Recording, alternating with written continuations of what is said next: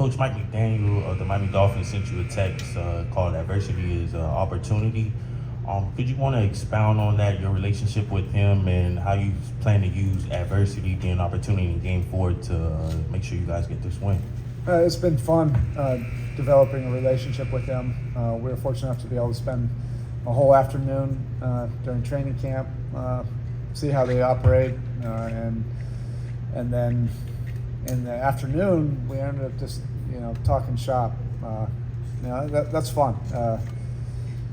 And obviously he's been to a lot of our games. We've been texting back and forth. We share very similar thoughts about finding strength in adversity and using those as lessons to help you grow. Ira? You know the question already, but Tyler Herro, did he have his contact workout yet? And one thing I'm a little unclear of is he's been cleared apparently for contact workouts, but he hasn't been cleared. Can you sort of elucidate a little on the difference between the two? Thank you. Yeah, this is just part of the process. You have to go through stages. First part of it was just shooting, then movement, then contact versus coaches, and then the next level of contact in practice. He has not been cleared for a game, and he's still not cleared yet. Tim, fourth row on the left. Tim Reynolds, Associated Press. Erik, is there any weird consolation in, you guys got, especially in the first half, a lot of shots in the paint that you liked that just didn't go down? Nikola had a historic performance, Jamal had a historic performance. Like, it took a lot of things to not go your way last night, and a lot of them, like even Jimmy was saying, are correctable. Is there any strange comfort in that yes, it was a 15-point game, but there are some things that could change pretty easily tomorrow if you want? Yeah, like a lot of these games, there are certain things that you like, and you think that you can continue to do those things. I liked our aggressive attacking mentality. And then there's things that we feel like we have to do better, and this is great competition. Those two guys can manipulate your defense in different ways, and one of the biggest strengths we have is our competitive spirit, nature. Just to overcome whatever, even if players play well or a team plays well, that we figure out how to get the win at the end. We were not able to do that. You do have to credit them. And like I said after the game, the film also substantiated that. Was those areas, ball in the air, ball on the floor, 50-50 balls, the physicality parts of the game. For the most part, they were winning those, and clearly the rebounding differential, was probably the most glaring sign. Mark, back left. Mark Spears, ESPN Zandscape. Coach, at this level, when the stakes are so high, when you have a player like Tyler, how do you gauge honesty in terms of wanting to play, whether should you play? And where are his spirits at this point? His spirits are great because he's able to work out.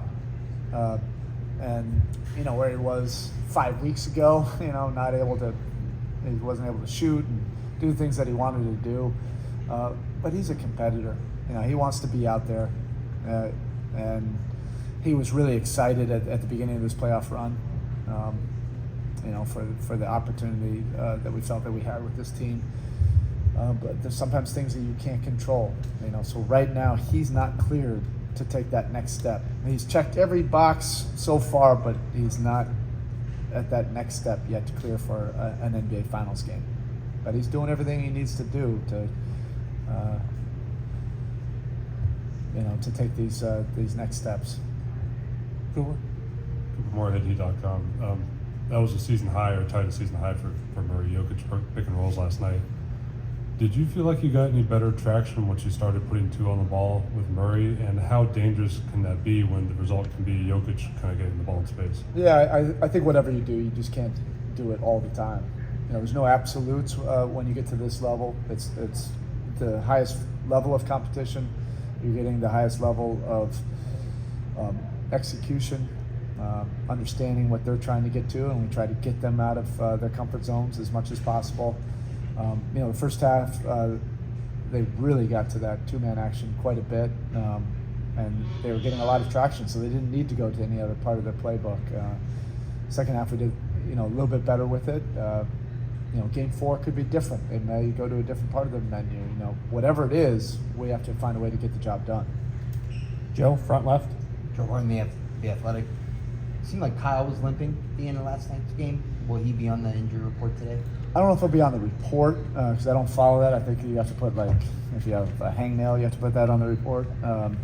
He slipped at the end, but he already did his shooting in his workout, so he's fine. He'll be ready to go. White shirt over here, right, fourth row. Coach, very interested in your career arc and becoming one of the premier coaches in the league that you're considered today. I'm wondering how different is this experience, this stage in your career compared to when you first came up as a head coach working with LeBron and Dwayne Wade?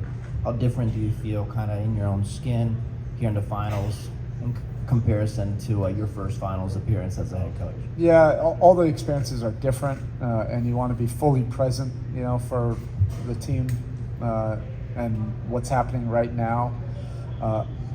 I've said this during this playoff run, the more experience you have, the more perspective you have about how difficult this really is. These are extremely difficult challenges, and you end up being even more grateful, for the opportunities to compete at the highest level. That's what we all want. This is the stage that you want to be able to compete and have everything decided between those 4 lines and find out, how your team stacks up. But it is tough.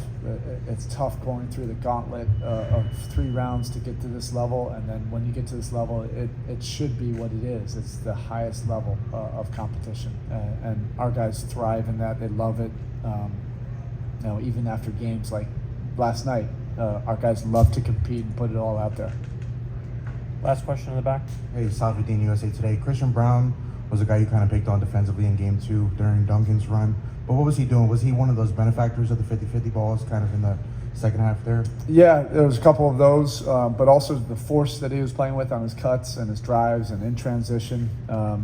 Those were X-factor points for sure. And, now he's had 2 games where he's been able to have an impact. And throughout the rotation, we have to make sure that we're getting positive minutes and winning more skirmishes than not. Last night we lost the majority of those skirmishes.